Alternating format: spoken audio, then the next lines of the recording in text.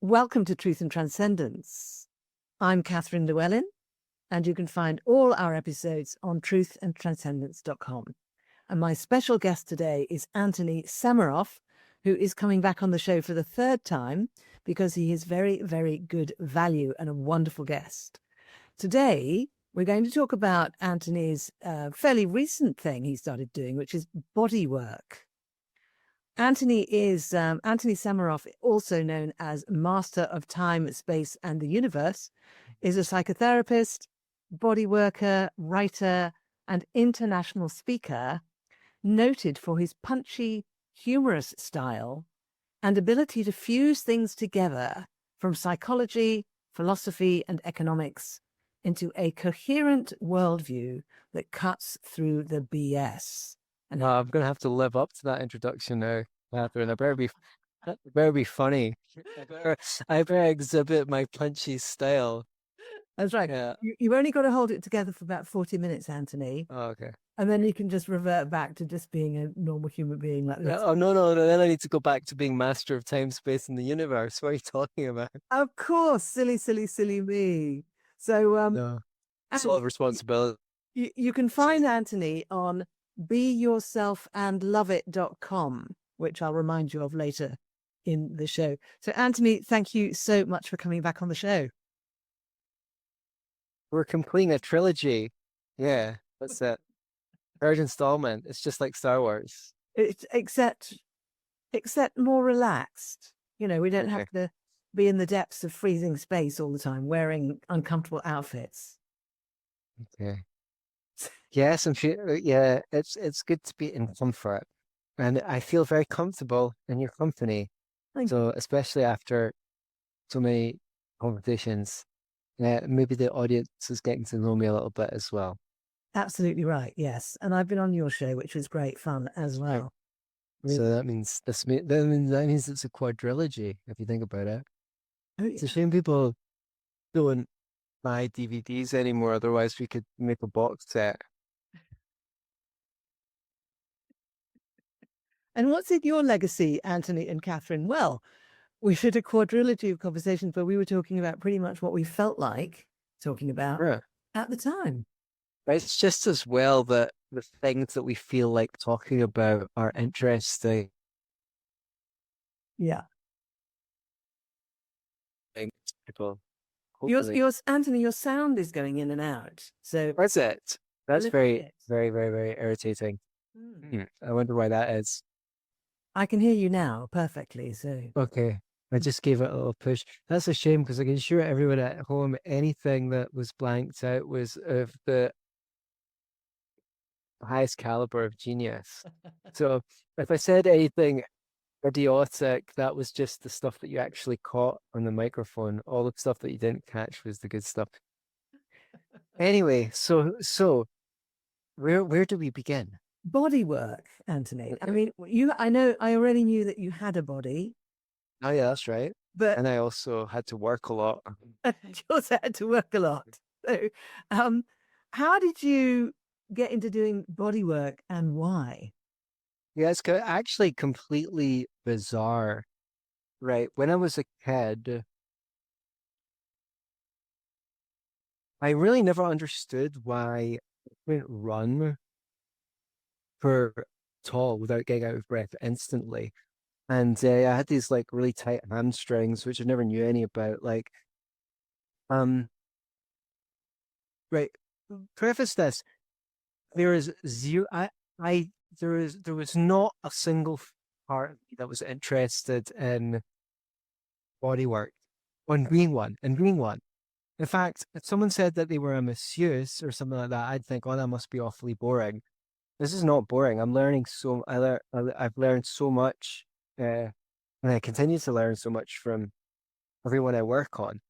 Um, However, prior to that, I'd been in over 6 months in yoga retreats in India trying to sort out my tight body.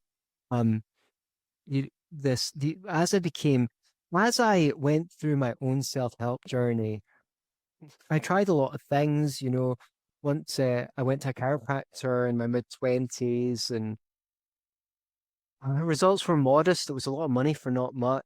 Um, I tried an osteopath.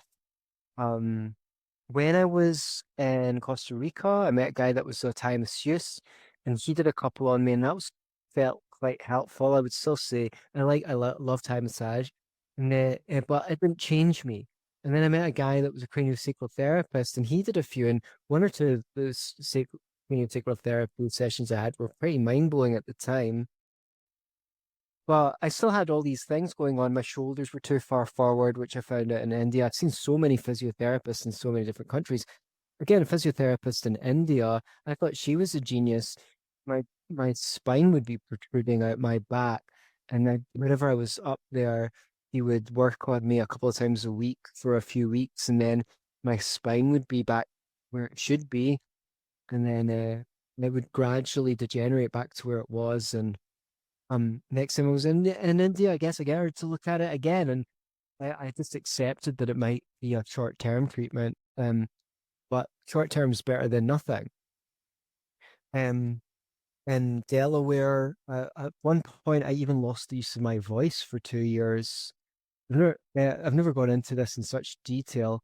It wasn't completely, but it was like some days I was like, I'm not sure if I can go out and see my friends tonight because if I speak a lot tonight, I won't have the voice to work tomorrow.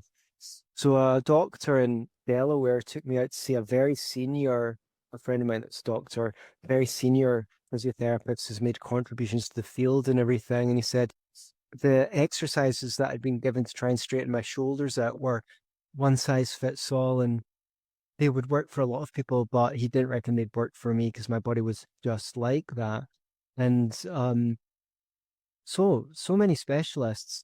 What I didn't, I guess, maybe the universe had a plan and needed to send me to all these different specialists, so I just get one piece of the jigsaw puzzle for each of them. By the time it came to a couple of years ago, I was working on this remarkable book, like Pharma, I guess it quacks like a duck. I hear the author's a real genius. Um, Any and I listeners was who missed that, that's Anthony's book. Big Pharma, I guess it quacks like a duck. I have it on good authority. It's very insightful as well as hilarious. It is. So I was working away the book, and I had repetitive strain injury, and some days it was so bad I was scared to pick up my phone. And um I was trying to ignore it. I was kind of going, I'll sort it out when the book's finished.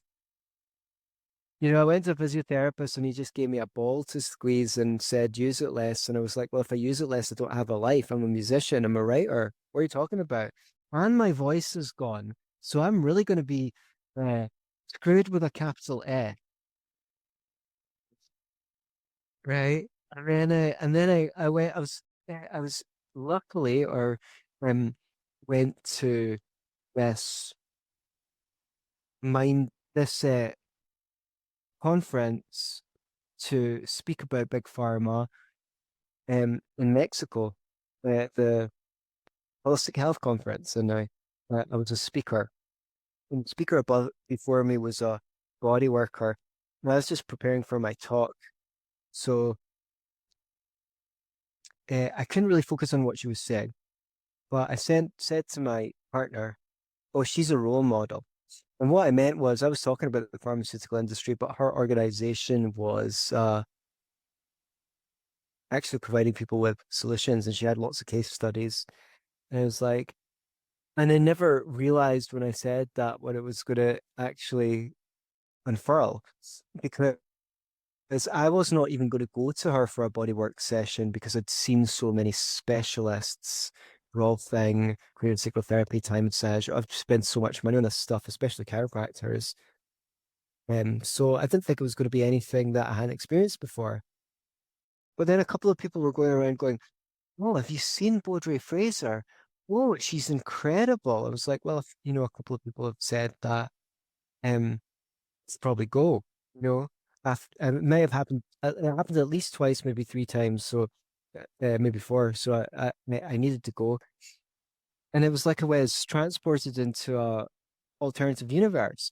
He's working on my toes, and I've got feeling releases going all the way up my back, all the way up my spine, and she's playing this shamanic music, and I feel like, I'm on some kind of medicine journey. I felt like, oh, a whole life has led to this moment, so I can finally heal all this karmas that's existed since I was a kid. Since I was born, the umbilical cord was wrapped around my throat, which I'm attributing some of these issues to, because as I'm developing the teaching, I brought this teaching into her course last time I came on as an instructor, and start saying, when you suffer a trauma, the body reacts, but it doesn't unreact. So if you look at the way that my body was shaped, with the shoulders being too far forward and my legs being really tight, I was kind of like in a fetal position, but standing up. So I think what happened was the umbilical cord went round the throat.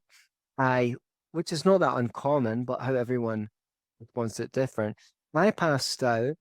I mean, my body squeezed together really tight. This is my hypothesis. And then it kind of kept that holding pattern because it hadn't been reversed. So, boom, she's discharging the tension all the way up my legs, up my back. Massive difference in my wrists. First session. Not all 100% gone, but I was like, oh, it's easy to hold my phone now. Back to my partner, oh, you've got to get a session. Well, I need another one too. And it was hard to get her for a second session because she was fully booked to the conference, but because there was a speaker, she fit both of us in back to back afterwards at our Airbnb before she left. And then, again, absolutely mind blowing for me. My partner had a hockey injury at school 15 years prior. And she gets up off the table, walks around, thinks something's funny, and she realized that was the first time she'd been without back pain for 15 years. Wow. Now, she even went to university to study physiotherapy and left after a couple of years before completing it for personal reasons, sterile to the course. But she got her own placement. She'd worked as a physiotherapist, and she was like, we were not getting results. Anything in the region, anything in the same solar system as what she's doing, within the mainstream system. And I know because I've seen a bunch of physiotherapists, um, and so she stayed pain free in the back for 4.5 months despite driving a truck for a living. 4.5 months that lasted one session. I stuck around in Mexico, went for another, who knows, 6, 8 sessions, and I went from thinking, whatever she's doing is really interesting, but I couldn't see myself doing it, to going, if I don't learn how to do this, I'd be an effing idiot. So now I'm not only did I learn to do it, I then taught on the following course, and I guess I'm the representation, the leading representative of the methods here in the UK. So yeah, my partner did the course as well, but she's still got her other job, so she does a little bit, and she's very talented at it. I feel like I had to work more to get it than she did, because she's naturally talented. But I just, like with most things I do, if I'm going to do something, I usually overdo it and get really into it. So I managed to get my reps in, and similar results to what I received, and I'm not saying that I could do it as quickly as Baudrey does, but wrists, elbows, shoulders. I'm really confident with arm stuff. Lots of people with hip problems, that takes a little bit longer, a few more sessions. A lot of people get results first session, see a big difference in one session. It's amazing that way. Or people travel a lot, and then just tell them to stay overnight and get 2 sessions. Um, and then it's been amazing. Yeah, done some festivals in England, done some festivals in the USA, done conferences in Mexico. Did the same conference that I met her at as a practice when we were speakers, practitioners. Went back, and yeah, and I guess my life took an unexpected gear change. Thank you, everyone, for listening to my extended autobiography. Thank you. Well, we know that's only part of your autobiography, Anthony. Actually, there are 2 other episodes with Anthony which you can find on the show very easily, and they are both excellent. So you'll get more of the actual backstory from those. So I really get from what you're saying that this was like a revelatory experience. That something happened that had never happened before. Yeah. Can you share a bit about how does that happen in this particular? Yeah.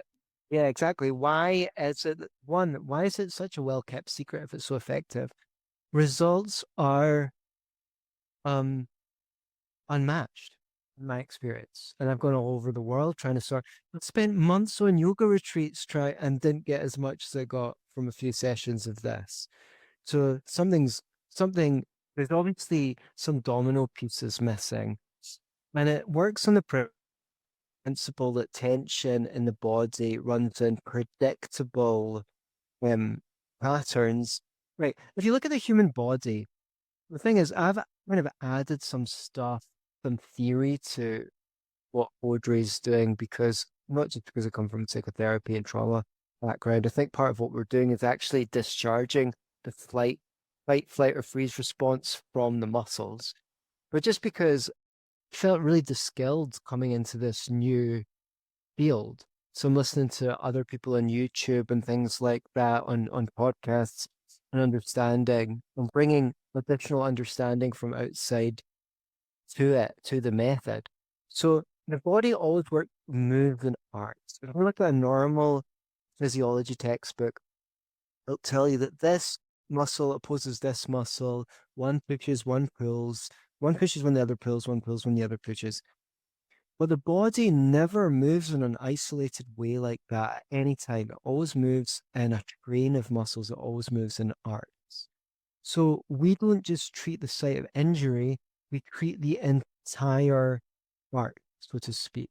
So if you've got shoulder pain, depending on where it is, if it's in the back of the shoulder, the first place I want to look is your pinky. If it's here in the front of your shoulder, I'm looking at your thumb. Now, um, there's a lot of people have pain at the side of their neck and the back of the shoulder, and like it's so interesting because it's so predictable. This method is so scientific, even though no one's made anything like systematized it into something scientific and objective. The observations are very consistent. What I find is people have these rigid pinkies. The joints don't move laterally and they're just really stiff, or maybe they point out the way or something like that. And the interesting thing is, if you just walk around with a stiff pinky like this, you will notice that you can test it on yourself. You get tension all the way up the forearm. You can feel it kind of here on the elbow. You know, if someone's got their feet are like pointed out the way slightly, if they've got duck feet, you can feel around the front, certain parts of the shins, the interior of the knees. You can observe what their patterns of tension will be because you can sort of demonstrate it in your own body. So that's a big one that I treat a lot. Um, side side of the neck, shoulder pain. I guess I got a bit of a reputation as a shoulder mechanic, so lots of people come to me from shoulders and tennis and golf elbow as well. And it's all starting in the fingers. And then even if it's something that was injured where the fingers aren't involved, it seems like if you start to get the muscles to discharge in the fingers and work on the hand, then you can get a much bigger discharge of chronic tension from the forearm. And um, you know, people will have tenderness here in the forearm, and if you squeeze it, they'll go, oh, well, of course that's going to hurt because you're squeezing it, and it's like, no, no, just wait a minute, and then I intervene and get get the tension to discharge, and then go put the same amount of pressure in, and they're like, oh, it doesn't hurt anymore. Yeah, because it's not normal. What you've got there is chronic tension. The muscles have got tense, and the fascia has become uh sort of tightly packed and dehydrated, and then above the elbow. So rather than just go, well, I've got pain in my shoulder, and you're kind of like looking at the whole band of muscles involved in that shoulder. And the same would be for if someone had hip pain, but just starting on the legs and things like that. And I really think that's what makes it so effective. And it's just got a missing piece of the puzzle. Mm, you know, chiropractors, physiotherapists, osteopaths, etc. They know tons of stuff that I don't know and will never know. And when people come in and say my osteopath said this or whatever, I'm always listening. I'm always taking it in and gaining that extra information. So I've got more of a background in their case. I'm always willing to learn from others. But obviously, we've got a little piece of the puzzle that they don't have, which is not trivial. It's critical because I'm just delivering results on people who've spent shed loads of money on chiropractors and not got anywhere, and they're able to get something from me. And I'm a fucking idiot, Catherine. Do you know what I mean? I mean, when it comes, this is the first job that I've done which is physical and in the world in the same way that being a construction worker or something like that is. Everything I've ever done before with the profession has been conceptual, including being a piano tutor, which was a bit more about manipulating objects, but still very conceptual. You explain the theory behind the music. You teach people how to read. You explain how music works, right? I've been a counselor, psychotherapist, um, you know, um, writer, theatre critic, all academic, all in the realms of mind.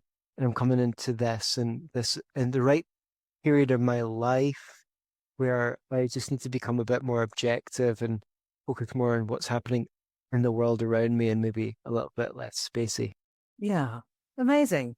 Well, extraordinary transition. And the other thing that really strikes me is that all the other things that you were doing before are all very, very interesting. And you made a huge contribution with these other things, like the economics work, Yeah. the psychology work, coaching, mentoring, all sorts of work you've done, and writing, of course, Well, has been really contributive, and yet this shows up and you feel it calls you, that it's worthy of your attention. So that's yeah, and I'm interesting. It's not like your life was meaningless before. That's true. Yeah, I've learned a lot, and this is a different kind of learning from what I've learned before, and um, yeah, it all came together. I mean, when after I did the course and I became really good friends with Audrey and her partner, you know, we were already becoming friends before that. You know, we got along really well. Um, I didn't really think we were similar when we first met because she's so assertive. Um, but the more I've got to know her, the more I see we're kind of similar in that way that we're both very fastidious. We both give a lot, and uh,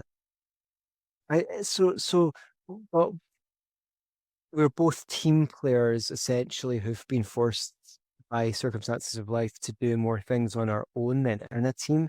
So I think that's why when we kind of met, in some way, it was a divine moment in the making that I wasn't even aware of because first thing I did was say, I'll rewrite the manual for the next course because I've got those writing skills. And there was a whole bunch of stuff that I wanted to be in there that wasn't. So I added counseling skills for practitioners, trauma in the understanding how trauma affects the body from all the stuff that I'd learned previously. And then, on the course, she's like, okay, well, today can we do your counseling skills for practice? I didn't know that I'd be teaching these things on the course. I just put them in the manual. So I got to do everything, counseling skills for practitioners, trauma in the body, and detoxification of the body, which is something that I had to study to reverse my own diseases. Breath work, as pranayama, I prefer to call it, which I studied to become a pranayama teacher in India because I was in India, so I might as well have got, learn how to be a breathwork teacher. Why not?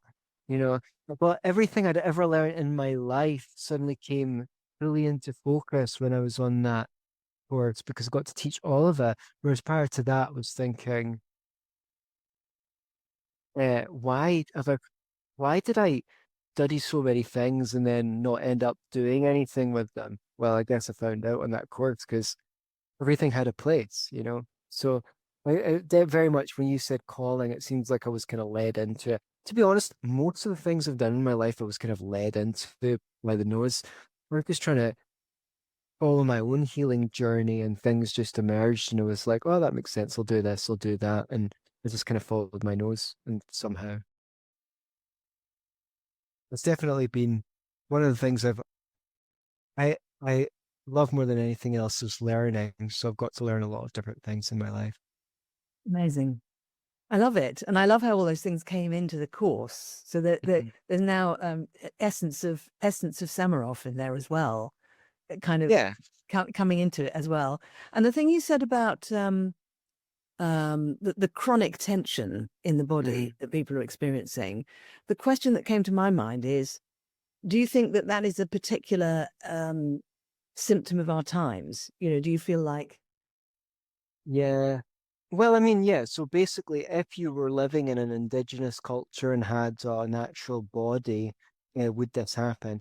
No one really knows what a natural body is. It's a concept, but we do know some things. In indigenous cultures, they squat and they can work squatting, and they work above their heads, doing a roof, picking fruit off trees, doing all sorts of stuff above their head. And we don't do those things and we lose those capacities. Our muscles shorten, our range of motion. Another thing is a lot of the time, say like in India, they sit cross-legged while they eat, whereas we sit on chairs, which shortens your hamstrings. And it's really silly because, we say the children are the future and we send them to public schools, but at no point did anyone go, right, well, since the kids are the future, what does best information possible say about how to cultivate good children? Well, one thing is we shouldn't have them sit down on chairs and get habituated to that, Maybe we should get them to sit cross-legged and maybe they should run around more. Um, so there's some things. So one thing that people at home should do is don't have everything level. Don't have your tea beside the kettle and everything at eye level. At eye level. Put your cereal boxes up above the cupboard so you have to go and reach for them, and put your potatoes in a cupboard down low so you have to bend over to pick them up. And that's a good way to make sure that you stay active. If you don't want to be in a position where you need help getting off the toilet when you're older, which is an undignifying affair, get squatting. It's so simple as that. So those are some answers to if this is a symptom of our society to a degree. However, it's somewhat speculative. If whenever you get startled or stressed and you start to tighten up and punch forward, you kind of get into fight or flight mechanism, or you get startled, um, you tighten up. What if every single time that happened, you relax again, but you let's say you relax 99.5% and 0.5% of the tension stays. Over the years, you're going to gather tension. And also we live in a society where people only go and seek help when they get sick. So people say, oh, I've got lower back pain and it's manageable. Well, you could be up to 70 or even 60% of normal function before you even feel pain. That's what a chiropractor told me in my early 20s. Um, so when you're starting to feel pain, it comes and it goes, and then it comes and it goes, and you think it's not too bad. And then one day it comes and it doesn't go, and then you've got it at low level, and gradually it gets worse. If we had a sane society, we'd deal with it long before then. I mean, I think of my own time at school, like how come no one told me any of these things about my body? How come it wasn't till I went to I was in my 30s and went to India, some physio told me that my shoulders were too far forward, or was it the chiropractor? No, that he said, "Oh, you know that." When I said, "Oh yeah, I know my shoulders are too far forward. My arms only went up so high. Now they can go a bit higher than that." Like, why did they send me to play rugby? I mean, look at me. I'm 5'3" for fuck's sake. Um, and I was shorter than that when I was a kid. Uh, surely they could go, right, look, these guys are like overweight, so we need one type of pee specifically for them. This weedy guy is like, he's got what's going on there. He's got really tight hamstrings. There's something weird there. Maybe we can just take these kids who are not athletic for stretching, and those kids who are athletic, they can play rugby and football if they want. You know what I mean? Why are we in the dark ages here? Which is ridiculous. Like, so it just made me hate PE. Like, there could have been PE that I would have liked at that age. I remember in my early 20s, or no, late 20s, my mum took me to like this exercise class, because this is before I'd even gone to India or somewhere in the middle. And it was like just for old people. And I was like, this is about at my capacity, you know, plus 4 steps to the left, 4 steps to the right, raise your arms with like little barbells in them. Like you think that's what they do at school, go like, what's your capacity for using your body, and can we encourage you to find a fun way to do that? Yeah. No. So it's madness, really, where we are. So here I am again trying to make a contribution to make it less mad. Yeah, absolutely. You just reminded me when I was at school and we had the hockey pitch was lower, much lower down than the level where Right. the school was built. So Hmm. you had to go down a slope to get to it. And then you had to come up this slope, which invariably was muddy.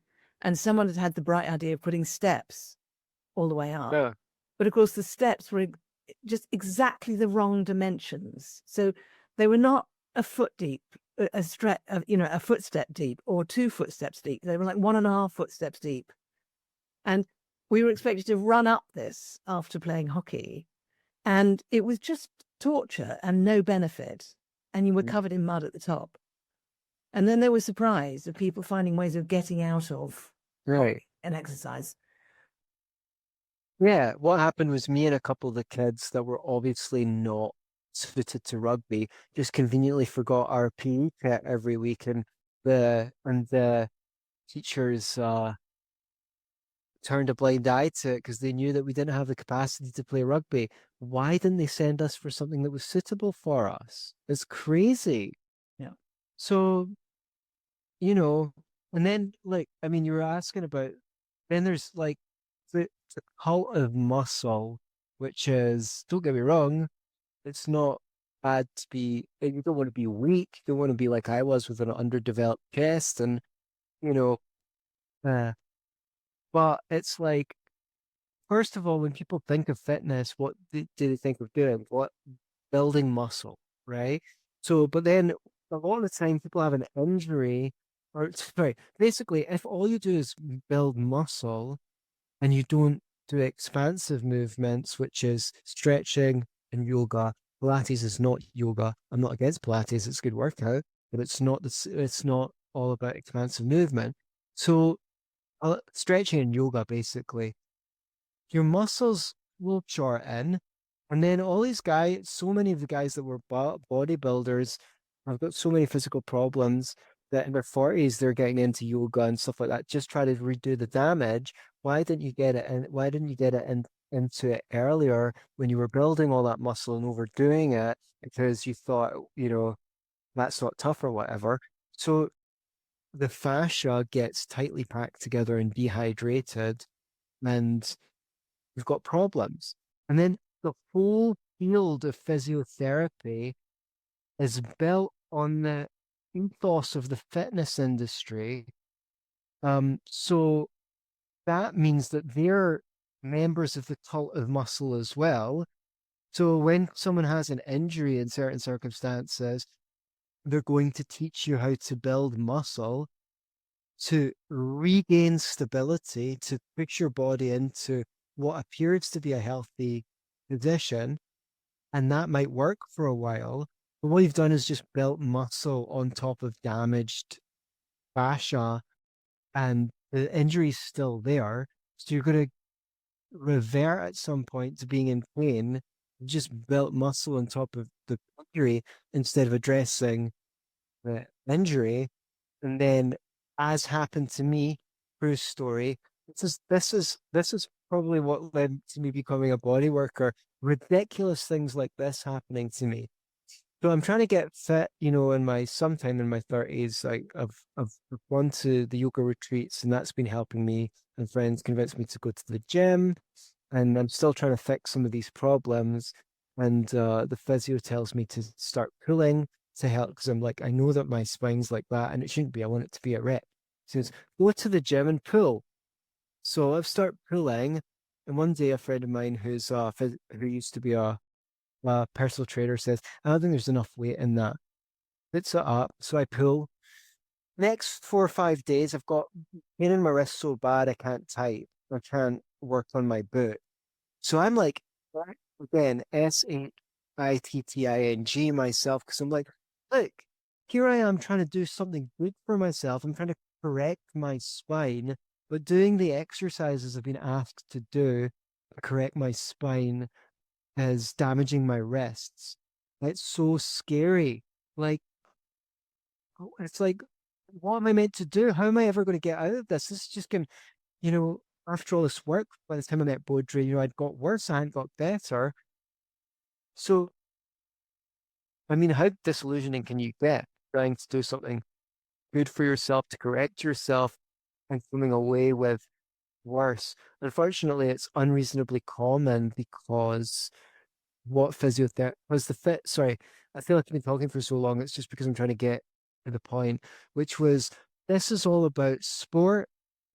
The fitness industry is about sport. Sport came from war. So the idea is in war, if you, at least competitive sport, right? If you get an injury, we need to like whip you into shape. You need to be stronger so you can go and fight the enemy. And if you get an injury, we need to whip you back into shape so that you can get out and start fighting again.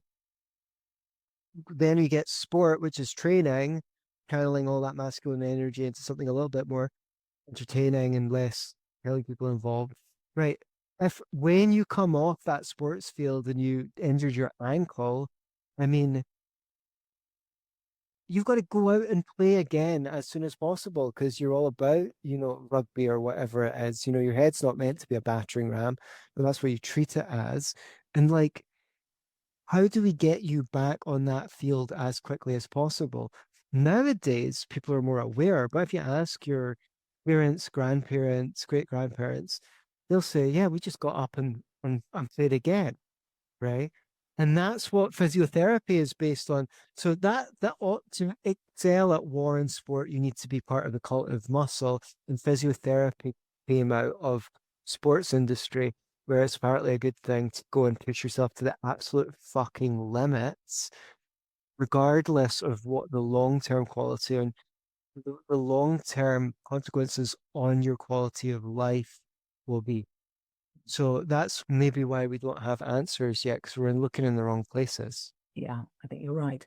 And there's also the last resort option of, okay, you can get a new knee, you can get a Right. it Yeah. can be fixed. I had an issue after I'd finished sorting out my house, the house I moved into. For 5 months, I didn't do any exercise or stretching or anything. Surprise, surprise, at the end, my knees were in trouble and I had lower back pain and hip pain. I couldn't bend one of my knees at all. And people said, oh, it's probably arthritis. And I went, no, I don't think so. And they went, no, you're getting older now, it's arthritis. Or just get a new knee.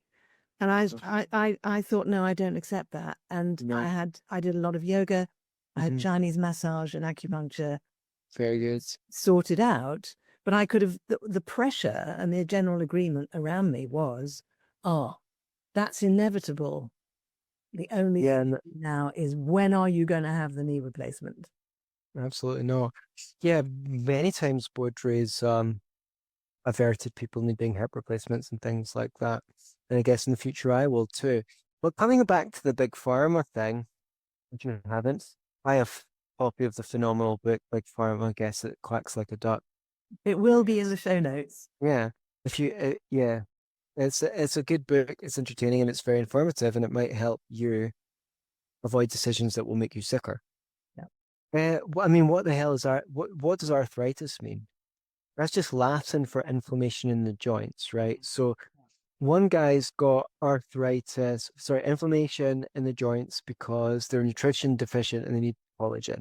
Another person, it's toxic and the residues of the toxin are collecting in his joints, wearing away at his tissues. Someone else had an injury, someone suffered a trauma, another person has got arthritis in their knees because they had an event in their life where they felt very stymied, and the legs represent moving forward in life, so it's manifested psychologically in their knees. And a sixth person has chronic muscle and fascia tension, which is not allowing proper blood flow to the knee, and that is causing inflammation. Right. Those are six different diseases, but the doctors are so intelligent, and they've given all six of those diseases the same name, arthritis. And that's why we get nowhere in the medical industry. The medical industry cured a single one of the chronic metabolic or autoimmune diseases that we are likely to suffer from in our lifetime. And someone will come and tell you, I've got fibromyalgia. What does fibromyalgia mean? It means pain in the muscle fibers, right? So if you come into the doctor and you say, hey, doctor, I'm really achy. And the doctor says, I know what that is. You've got pain in the muscle fibers. You'd be like, yeah, thank you. I know that. That's why I came in to see you. But if he just tells you that in Latin and says you've got fibromyalgia, oh, the wonders of modern medical science. Now I know what my disease is. You've given me a name for it, right? The point is not what the name, he's just named your symptoms. The question is what's causing the fibromyalgia. And that's the same with all these Latin names. Eczema just means rash. So you come and go, I've got this rash in the back of my knees, and the doctor says, I know what that is. You've got rash. That's what eczema means in Latin. So it's just a ruse. Don't best avoid Yeah. Yeah. Yeah. if you can. Yeah. Well, it sounds like you're doing great, excellent work. Are you, where do you think you might go with this? Will there be a book about bodywork, do you think? Well, that's a good. I'm not really sure about doing about body work, uh, but I am kind of writing little pieces that might go out of my Substack and eventually come a booklet called Trauma in the Body, and that would be more drawing upon the stuff that I wrote for the manual with other stuff that I've learned throughout my life about how trauma affects the body as well as the psyche and what can be done about it. And I feel like that is a body of knowledge that it would be good to collect all in one place together. I agree. I absolutely agree. Yeah. Because, I think another thing is a lot of people experience a lot of pressure and stress to do with, looking at screens or trying to do too much or too much stimulus. That a number of sort of modern day first world problems that people experience, which obviously go into the body. And it sounds like this treatment protocol you're doing is probably very helpful with those sorts of things as well. Yeah, well, I mean, it's changed my life, and now I'm using it to change other people's lives. So it's just getting the reps, and like I'm so much more confident with treatment now, obviously, because I've seen so many more bodies than, whenever last month, the month before, the month before. And the more I see, how it all fits together. And I'm lucky because the reason why I trained in it was because it was like, damn, that delivers results. I thought it'd be very easy to get client because it was so effective. I realized that not everyone is like me. And as soon as they find something effective, they're like, sign me up, I want some more. Let me tell everyone that I know. So it took longer than I thought, but it's picked up, and I've got plenty of inquiries, and it's great, and I love seeing I'm making a difference, and I like the volume of work because I'm getting more experience, and I'm putting it all together in my head. So I don't know if I ever managed to, or if I was to do a book on body work, it would certainly be a lot of years hence. There's plenty of stuff to learn still.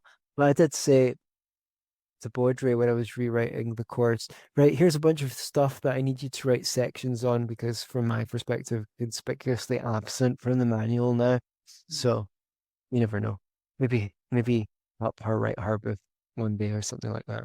Fantastic. I love it. And also, it sounds like a very good antidote for the big pharma issue as well. Yeah, exactly. It's given me something that instead of just complaining, I can offer real solutions to people. I mean, I'm still doing some counseling and coaching for people in the libertarian community. And just on the, but, after 12, 13 years, I like that um,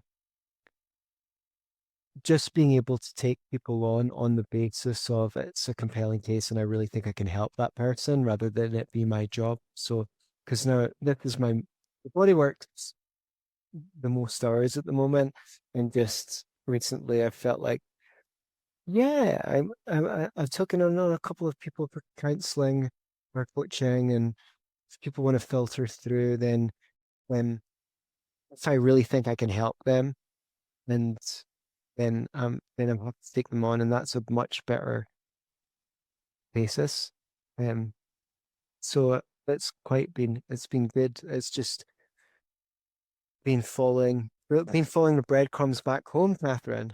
Yeah, yeah, beautiful. Well, it's something I notice is when my body is relaxed and the energy is flowing and everything else, all the other aspects of my life work so much better, Yeah, and my need to consume or comfort myself is greatly reduced.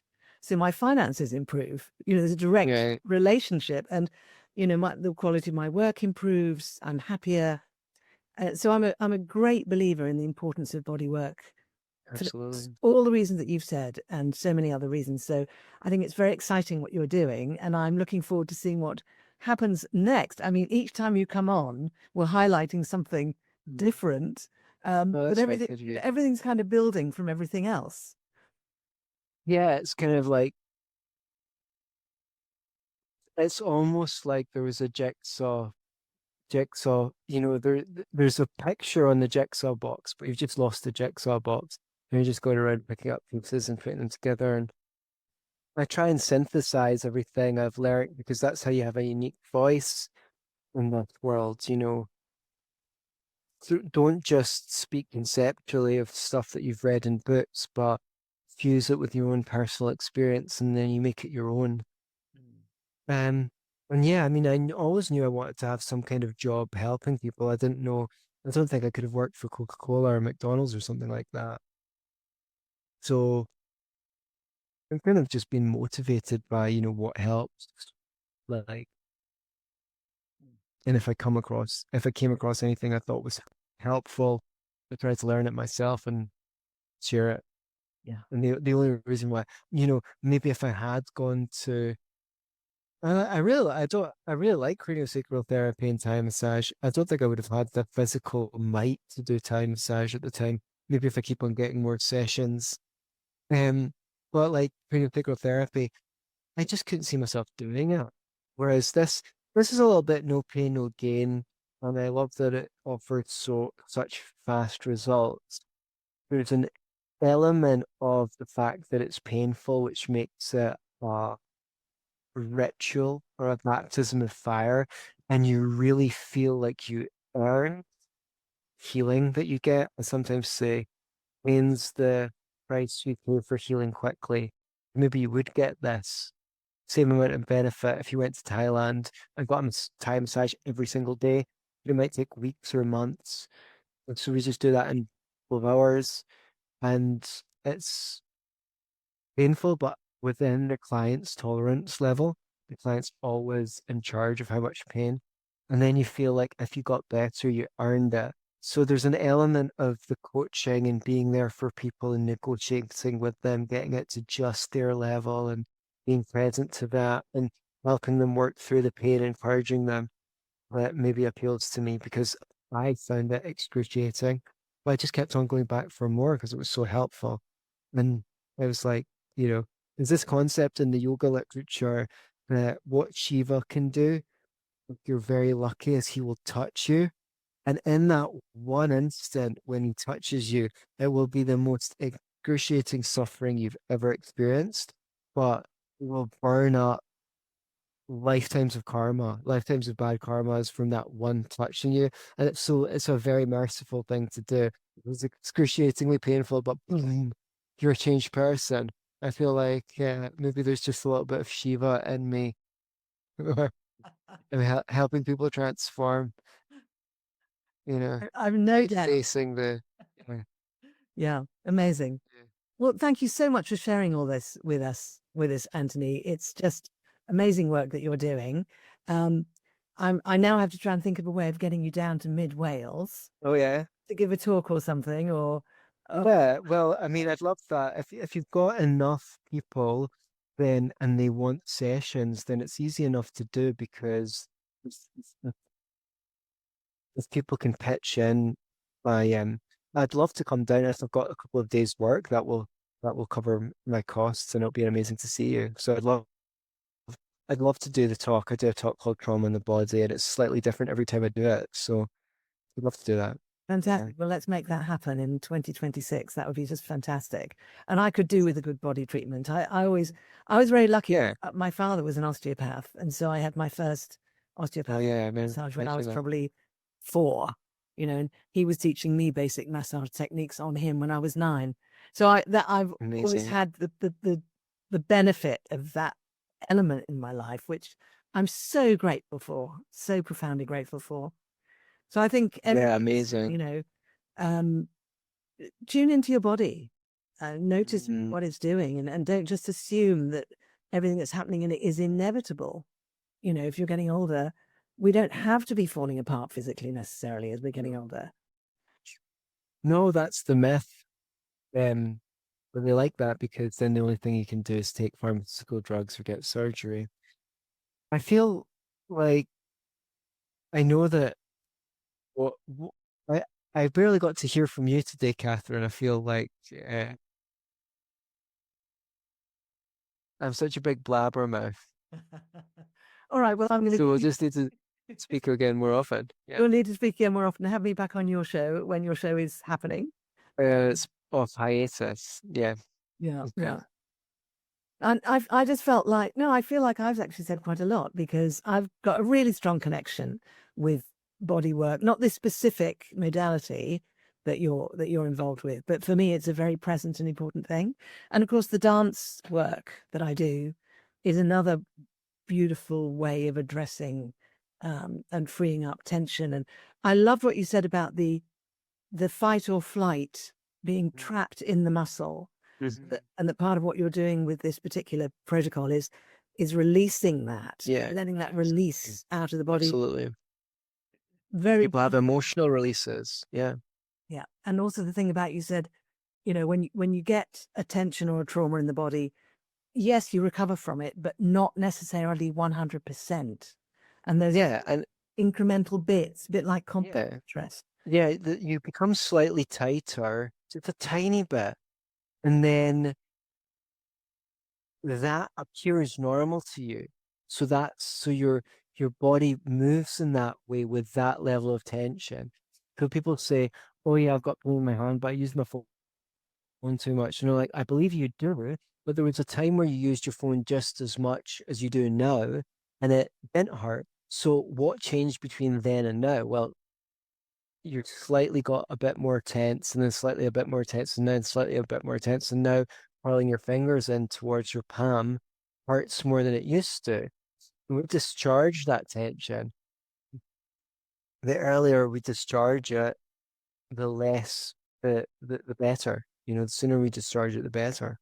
Yeah. Because then it won't enter deeper and deeper and deeper levels, which will be harder to reverse. Yeah. Yeah. Brilliant. So, Anthony, before we finish, there's a couple of quick questions I'd like to ask you. So, um, one of them is this question, which I asked you before. There's a lot of people in the world trying to be part of the solution. They might be leaders, they might be parents, they might be writers. They're trying to do their best to help other people. Is there something you'd like to say to them in relationship to some of what we've been talking about today? Yeah, but the all cliches apply. Put your own oxygen mask on first. Make sure you've got good relationships, self-care. I mean, one needs to look at their own capacities and see what, what's good for what. I didn't think I was suited to being a body worker, I didn't think but I'm realizing that I had capacities and I noticed things that I didn't even know I was noticing. So what can you do? And just and whatever it is, get good at it. I mean, the thing is, I think that something that I did wrong, which I would change if I could go back, is I tried to go out here into the internet and pull things towards me, whereas I think I should have really worked around me and put it into the internet, so to speak. So build my in-person practice more as the moment I qualified as a counselor, and then go into the internet and just share insights that I'd learned from counseling people. And then, or I love communication. Every time I had an altercation or a communication issue with my partner, go on the YouTube and say, here's what we learned from working through this problem. Yeah, rather than like kind of try and find my fortune out there on the internet. I think what I realized is how it should be built from the foundation up. So that's what I've done this time around in the second cycle, or maybe it's not even the second cycle, maybe it's the X cycle. I got a new profession. I didn't go straight onto the internet and start doing podcasts. Just built my practice, got the reps in, got more experience, and now I'm beginning to do more shows talking about it. This is so and maybe it'll come to a time where, oh, here's a thing that I noticed about from this client, and go on the Instagram and make a little reel and things like that. So I just say work in these concentric circles, work on yourself, work on your relationships with the people that are closest to you, and then outward from that, outward from that, outward from that, outward from that. Don't think, oh, I need to write a book and reach 1 million people online, or 1 million podcasts and reach 1 million people. Work to um alchem distill, you know, the essence of your learning, and put that into the ether, and work and be in the real world, and then share, because it will have more power behind it. Yeah, beautiful, and also be more nourishing. Mm-hmm. Beautiful. Thank you so much. So, Anthony, we've talked about a lot today. Has there been a favorite part of our conversation for you? What was the best? Oh, just catching up with you, Catherine. What else? The bits where I was listening. Thank you so much. Would you like to leave the listeners with some sort of reflection question to take away?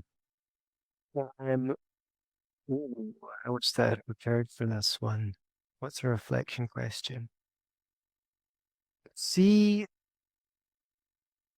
when an emotion that you find unpleasant arises, what tools do you have to nourish the part of you from which that uh, emotion, which you regard as unpleasant, arises from?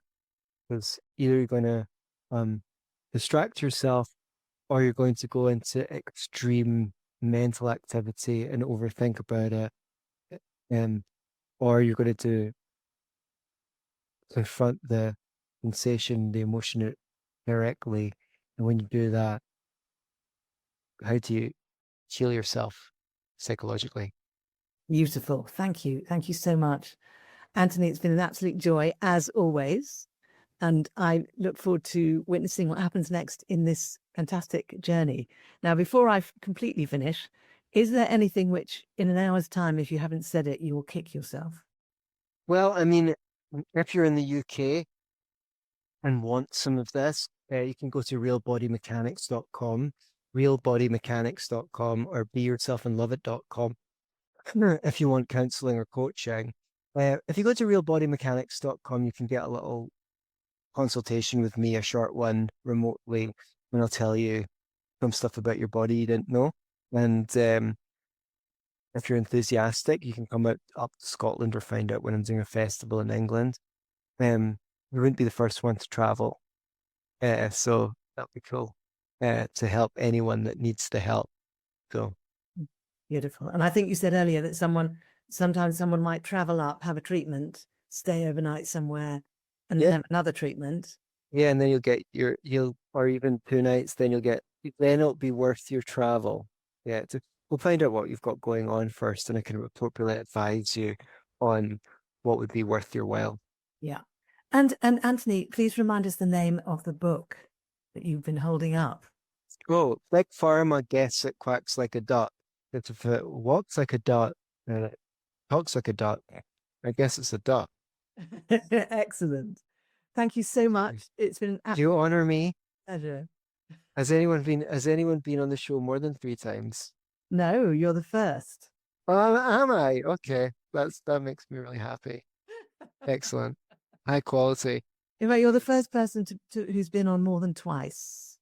Oh, amazing. But I have got someone else coming on for the third time shortly. So Yeah, there's a neck and neck thing going on. Okay, well, as long as the next show, maybe you can bring both of us on at once and we'll just have an hour. Then you really won't get a word in. That would be really interesting because you're both kind of politically and philosophically completely at the opposite ends of the scale. Oh, lovely. Well, then I definitely want to do it. Okay. That might be really interesting. Yeah. So thank you so much. Let me fight this commie. Well, It's just kidding. more liberal than commie. It's sort of, anyway. We'll see. So, Yeah, we'll save it for the debate. save it for the debate. Okay. Oh my God. I've now got debates in my future. All right. Thanks for. Just call me Jean Epstein. Oh, that's yeah. Thank you so much. Thank you. You honor me by having me back on your show, and I like spending time with you. Thank you. It's been wonderful. And thank you everyone for watching and listening. Yeah, thanks for listening to me blab about myself. Something that I'm much more happy talking about economics, to be honest. It's good for you. Is it? Okay. It better be good for someone. Exactly. So let me just tell everyone where they can find me as well, which is the podcast is on truthandtranscendence.com, and all my other stuff, my workshops and coaching and everything, are on beingspace.world. And Anthony is at Be Yourself and Love It. So thank you very much, Anthony. Thank you.